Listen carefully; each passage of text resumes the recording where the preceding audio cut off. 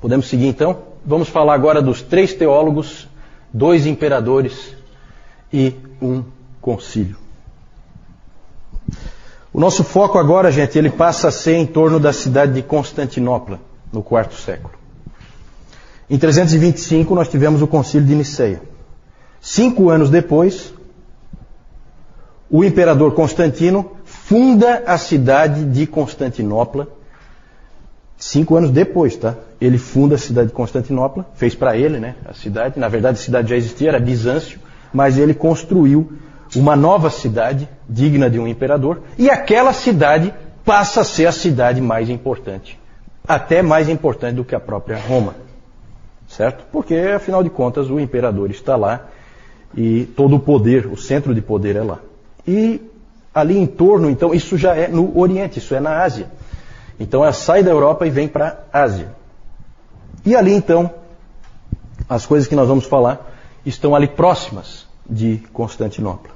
Vamos falar de 3 teólogos importantes que são conhecidos como os grandes capadócios. Já ouviram falar dos grandes capadócios? São esses três teólogos. São eles Basílio de Cesareia, Gregório de Nissa e Gregório de Nazianzo. Por que grandes capadócios? Porque eles são da Capadócia. Daqui a pouco eu vou mostrar para vocês onde é que fica a Capadócia. O IV século, gente, é a era de ouro da igreja grega. Da igreja do Oriente, a igreja grega, a igreja de fala grega. É a época de ouro, o IV século, é quando os seus maiores teólogos surgiram e onde ela foi mais influente. Provavelmente para o catolicismo romano, o século mais importante deve ser o século XIII, e para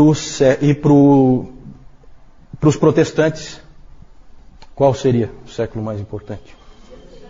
16, com certeza. 16. Né? Aqui nós temos 2 irmãos, Basílio de Cesareia e Gregório de Nissa. Os 2 são irmãos. E o Gregório de Nazianzo é amigo do Basílio. Nós vamos falar daqui a pouquinho do que eles passaram juntos.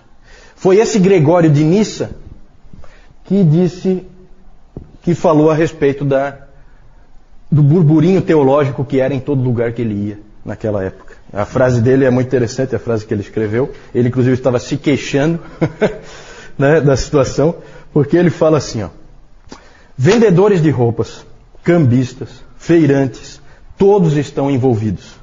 Se você pede o troco, eles filosofam sobre o gerado e o não gerado. Se você pergunta o preço do pão, a resposta é que o pai é maior e o filho é menor. Se você pergunta ao criado, o meu banho está pronto? Ele lhe diz que o filho foi feito do nada. Então ele estava incomodado com aquilo porque não se falava em outra coisa naquela época. Certo? Interessante isso, muito interessante. Esse Gregório de Nissa, ele passou parte da vida meio perdido, assim, meio sem rumo. Né? Às vezes acontece com alguns indivíduos muito inteligentes, muito capazes, eles ficam assim, um pouco perdidos, eles não sabem bem para onde ir. Mas depois ele acabou se acertando na vida e acabou encontrando uma fé muito profunda e tornou-se teólogo. Ele é um tipo de teólogo poeta. É muito comum no Oriente, tá, gente? O cristianismo do Oriente ele é bem diferente do cristianismo do Ocidente. Então é muito comum eles misturarem com poesia a teologia deles. É muito comum eles enfatizarem sempre o mistério.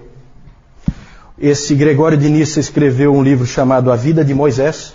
Não sei se é uma biografia do nosso irmão ali, mas não autorizada, tudo bem, não autorizada. A Vida de Moisés, e ali ele escreve uma frase que só para vocês terem como exemplo, ele põe uma frase assim, ó: Moisés penetrou a escuridão e então viu a Deus nela. Perceberam assim a coisa poética, misteriosa? Isso aí é só um exemplo de uma frase. É assim que eles fazem teologia. É assim que eles sempre fizeram teologia. Tá? Ela tem esse elemento. Basílio era o irmão do Gregório de Nissa, tinha 6 anos a mais que ele, mais velho.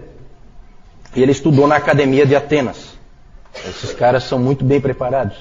O Basílio de Cesareia estudou na Academia de Atenas e lá ele conheceu um sujeito que passou a ser um colega para a vida toda dele, que é o Gregório de Nazianzo. Os dois estudaram juntos na academia de Atenas e depois foram monges juntos no deserto, certo? O Basílio e o Gregório. Só que eu já falei que os monges lá do Oriente, eles são os monges estranhos. Eles saem, eles se isolam para depois voltar. E foi isso que eles fizeram mesmo, tá? E o Basílio, eu já falei do Basílio, vocês provavelmente não lembram, quando nós falamos do monasticismo, o Basílio, ele apoiou o modelo de monasticismo do Pacômio, que era o de pequenos grupos da vida comum. Ele apoiou e foi ele que falou aquela coisa assim, que você tem que ter alguém com quem expressar a tua humildade. Ele falou que para Jesus Cristo lavar os pés, ele não podia ser os pés dele, tinha que ser os pés de outra pessoa. Foi o Basílio que disse isso. E o Basílio é famoso por ter criado a regra do monasticismo do Oriente. Certo? Não o monasticismo do Ocidente. Porque no monasticismo do Ocidente, quem criou a regra? Benedito de Núrcia. Exatamente. Certo? Quem copiou quem? Bom, como o Benedito está longe de nascer aí ainda, então eu acho que o Benedito é que copiou o Basílio. Tá? Basílio e Gregório tinham também uma irmã mais velha, chamada Macrina. Ela influenciou profundamente esses dois rapazes na fé. E o Gregório de Nissa, irmão do Basílio, escreveu mais tarde um livro, A Vida de Macrina, em que ele conta então a história dessa Macrina. Macrina fundou vários mosteiros para mulheres. Ela era uma freira, né? uma monja, se é que se pode dizer assim, uma freira. E ela fundou mosteiros e escreveu livros. Ela também escrevia teologia já nessa época. Pode passar, vamos ver algumas ênfases dos capadócios. Primeira coisa, o mistério da divindade. Eles insistiram muito no seguinte ponto. Nicéia deu um rumo, definiu mais ou menos o balizamento do que se deve crer, mas não esgotou de maneira nenhuma a verdade. Tanto que a gente lê ali, gerado, não criado. O que quer dizer isso? Não quer dizer nada, na verdade. Né? Na verdade, é muito mais um balizamento para você não cair em heresias do que uma definição. Por quê? Porque eles deixaram claro, não dá para você entender a Deus. O mistério deve ser mantido. Isso sempre caracterizou a Igreja do Oriente. É comum a Igreja do Oriente se referir à Igreja do Ocidente de uma maneira não muito elogiosa, em que eles dizem assim, né, que o problema do Ocidente é que os ocidentais pensam demais. Mais do que deveriam. Definem as coisas muito além. Eles deveriam parar aqui e não param. Eles vão além e aí eles acabam errando. É claro que é interessante, eu acho sempre assim, gente, a gente precisa, aquilo que eu falei no nosso primeiro encontro, a gente precisa separar o bom do ruim e a gente precisa aprender um pouquinho de cada coisa, sabe? Será que eles estão tão errados assim? Claro que não. Eu acho que a gente precisa ter o respeito, eu acho que a gente precisa lembrar daquilo que Deus disse para Moisés, de que ele tinha que tirar as sandálias, porque o terreno onde ele estava pisando era santo. Eu acho que isso é importante. É muito fácil um teólogo começar a achar que tem uma mente tão brilhante que ele vai conseguir definir tudo, e a gente sabe que ele não define nada, e facilmente ele acaba caindo em heresias. Pode seguir? Outra ênfase dos capadócios. Eles são, gente, quando a gente for pensar na pessoa do Espírito Santo, quem é o Espírito Santo? Todo mundo já viu que existe uma série de livros sobre o Espírito Santo, porque não é muito fácil, às vezes, da gente entender a pessoa do Espírito Santo. Os primeiros a trabalharem essa questão do Espírito Santo foram os capadócios. Certo? Eles trabalharam a questão da divindade do Espírito Santo. Tinha sido trabalhado já a divindade de Jesus Cristo, e agora, então, eles investiram na questão do Espírito Santo. Basílio escreveu um livro cujo título é Sobre o Espírito Santo. Certo? E ali ele definiu muita coisa. Os escritos dos capadócios prepararam o terreno para que o Concílio de Constantinopla definisse completamente, desse fecho, né, para a Trindade como a gente crê hoje. Pode seguir a próxima contribuição deles? Passou duas aí, né? A completa humanidade de Jesus. Atanásio tinha definido que Jesus Cristo era totalmente Deus. Eles deram um contraponto, forçando, deixando claro que ele é completamente homem também. Isso foi importante para depois para o concílio de Calcedônia, que nós vamos falar mais para frente. Gregório de Nazianzo escreveu o seguinte: aquilo que ele não assumiu, ele não curou.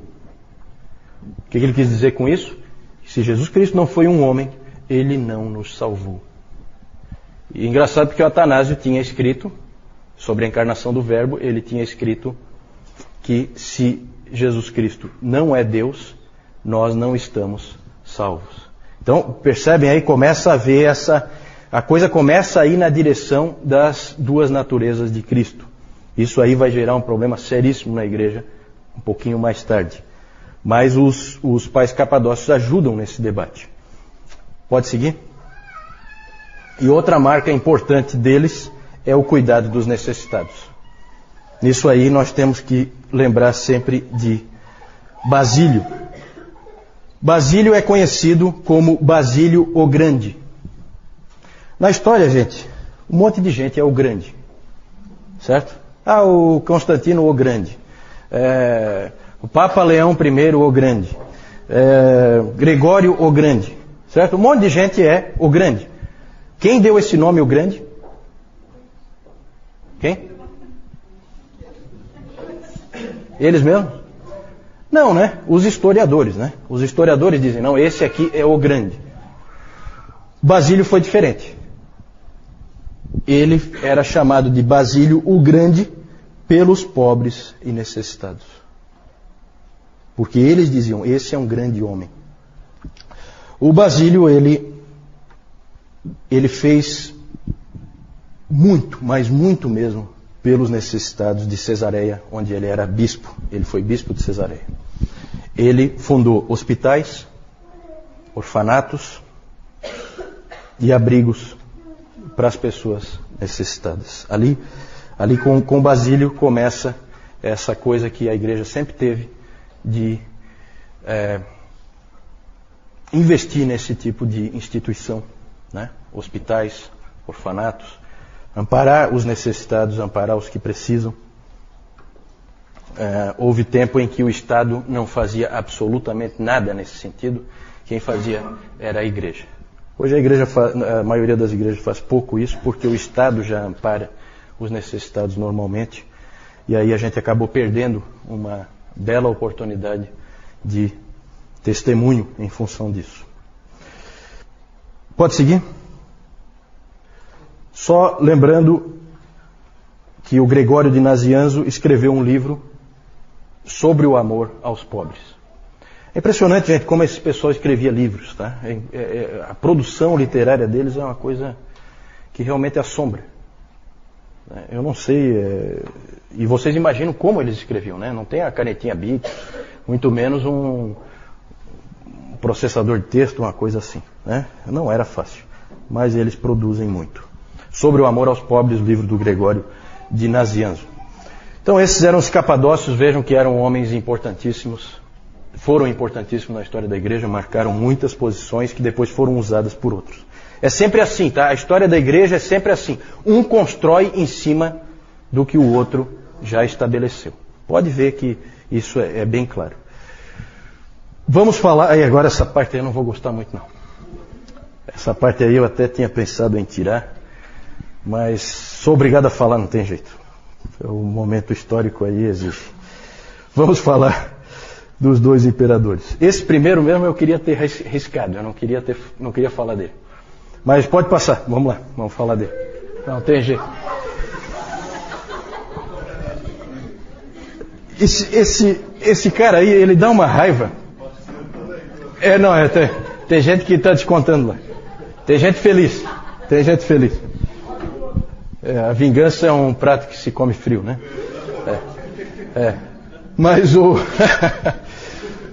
Mas esse aí eu acho que é o único imperador em que nunca se diz o nome dele sem falar um qualificativo, né? De todos os imperadores é o único que nunca é dito o nome dele sem falar o qualificativo, é esse aí, certo? Sempre o nome dele é dito, Juliano o Apóstata. Sempre, tá? Isso aí não é muito bom. Vamos falar então desse Juliano aí, é interessante o que aconteceu. Em 337, vejam que ainda estamos aí no quarto século, na primeira metade do quarto século. Em 337, morre o imperador Constantino. Constantino tem 3 filhos. Qual deles quer ser imperador? Quem? Qual deles quer ser imperador? Todos os 3. Né? Todos os 3. Os 3 querem ser imperadores. E por um tempo o império teve 3 imperadores. Que aí eles ficam brigando, né? Sabe como é que é? No fim, Constâncio, um dos filhos, acabou prevalecendo. Ele morre em 361 e aí ele é sucedido por um parente seu, um primo, que é o Juliano. Vem logo depois do Constâncio. Juliano nasceu em uma família cristã, foi criado como cristão, mas com 20 anos de idade ele renunciou à fé. Daí o nome dele, o apóstata. Ele, na verdade, se converteu do cristianismo ao paganismo. Como é que pode acontecer uma conversão desse tipo? Bom, um historiador argumenta que toda a família de Juliano foi morta pelos 3 filhos de Constantino, que eram cristãos, nominais, pelo menos, né? Porque na briga pelo trono, a família do Juliano tinha também uma certa possibilidade de reclamar o trono, e então a família toda foi dizimada pelos 3 filhos do Constantino. E aí havia uma enorme incoerência entre a fé professada por aqueles homens e o comportamento deles, que é o pior possível, né? Nós falamos já do problema que é a entrada do Império Romano na Igreja, que aí virou realmente essa coisa do nominalismo, né? Cristãos nominais. E o importante, para a gente não ficar aí chateado de que os cristãos fizeram uma barbaridade dessa, dizimaram a família dele toda, o que se sabe é que Juliano só não foi morto porque um grupo de cristãos, e aí é o contraponto, preservou a vida do pequeno menino para que ele não fosse morto. Ele depois, quando ele assumiu então o império em 361, ele fez absolutamente de tudo para varrer o cristianismo do mapa. Essa era a ambição dele. Ele queria fazer com que o Império Romano voltasse aos tempos gloriosos, né, em que ele era pagão e adorava os antigos deuses do panteão grego. Ele chamava os cristãos de galileus ímpios. Esse era o nome que ele usava. Ele disse uma vez que o único problema que ele achava para acabar com a influência dos cristãos e fazer com que eles desaparecessem era que eles investiam demais em boas obras. Faziam coisas muito boas na sociedade e isso gerava dificuldade para ele. Inclusive ele disse o seguinte: eles cuidam não só dos pobres deles, mas dos nossos também. Então isso aí incomodava ele, incomodava profundamente. Vejam a igreja sempre testemunhando, né, no cuidado dos pobres e necessitados. Na providência de Deus, gente, o governo dele durou pouquíssimo, só 2 anos. Ainda bem, Deus deu um jeito de matá-lo logo, né? Ele só reinou 2 anos. Morreu em batalha contra os persas. Lembra que eu já falei que os persas eram a grande ameaça, os grandes inimigos no Oriente, né, do Império Romano. Por isso que a capital foi para Constantinopla, né, foi para o Oriente, porque os persas estavam logo ali. E se diz que as últimas palavras dele, quando ele foi ferido mortalmente em batalha contra os persas, foram as seguintes: tu venceste, ó Galileu. E de fato o Galileu tinha vencido, né? Quem é Juliano para afrontar o Senhor Jesus Cristo? Depois disso, com a morte de Juliano, o império voltou a proteger o cristianismo, tudo voltou a ser como era antes. Por isso que ele é tão marcante, porque é só ele tentou fazer isso, mais ninguém. Depois já voltou tudo ao que era antes com Constantino. Precisamos falar ainda, pode passar, de um outro imperador dessa época. Houve mais imperadores, tá? É que esses aí são marcantes. Esse Teodósio, ele é muito importante pelo seguinte. Ele se tornou imperador em 379 e a grande mudança que ele introduziu é que ele tornou o cristianismo a religião oficial do Império Romano. Isso Constantino não tinha feito. Ele apoiou o cristianismo e tal, mas não era a religião oficial do Império. O Teodósio colocou como religião oficial do Império. O que isso implica? Implica em perseguição a todos os outros. Porque o Império só vai aceitar esta religião daqui para frente. Então, gente, olha que interessante. Começa a haver perseguição aos pagãos. Os templos pagãos começaram a ser destruídos. O Teodósio botou abaixo mesmo. E ele também estabeleceu leis contra heresias. Porque não é só que você tem que ser cristão para viver no Império. Você tem que ser cristão ortodoxo. Se você tiver uma heresia lá, você crê em alguma coisa que não seja da ortodoxia, também é punido. Certo? E aí começa uma coisa que ficou conhecida como a cristandade. Já ouviram falar da cristandade? O que é a cristandade? Estado e igreja unidos, uma coisa só, andando juntos. Isso aí, gente, durou até a Reforma e depois da Reforma ainda, igreja e Estado andando juntos. Começou aí com o Teodósio. Teodósio, na verdade, ao tentar proteger o cristianismo, fez muito mais mal a ele do que o Juliano tinha feito. Certo? Essa que é a verdade. Pode passar? E por fim, nós falamos 3 teólogos, 2 imperadores e 1 concílio. Tudo isso aí no 4º século. Vejam só, prestem atenção no 4º século. Como é que começou o 4º século? Em 303, começa a pior perseguição que já houve contra os cristãos. Como é que termina o 4º século?